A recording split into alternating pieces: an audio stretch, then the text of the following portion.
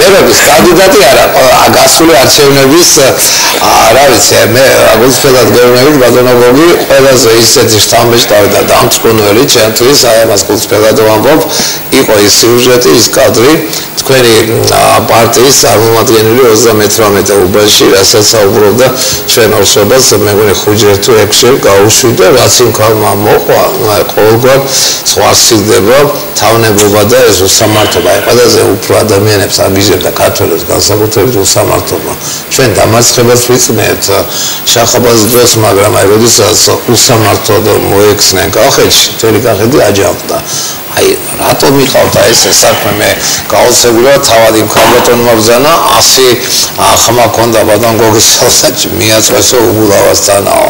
673 ალასანიასო 400 დაუტოვეს ტოტალურად მოხდა გაყალბება დღეს რა ვიცი თავს იწონებ ჩვენ ნაჩვენები რომ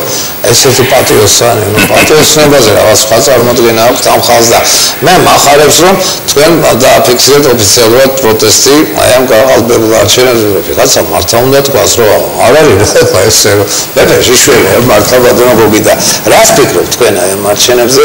რას აპირებ და მე არ ვფიქრობ რომ ნიშნის მოგებით უბრალოდ რაღაც უცნაური რაღაც პოზა დაიჭერეს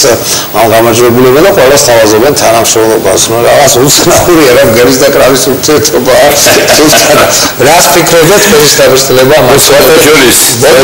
ანგარის ჩააბარეთ რა გააკეთეთ რისი გაკეთება გინდოდათ რა ვერ შეძელით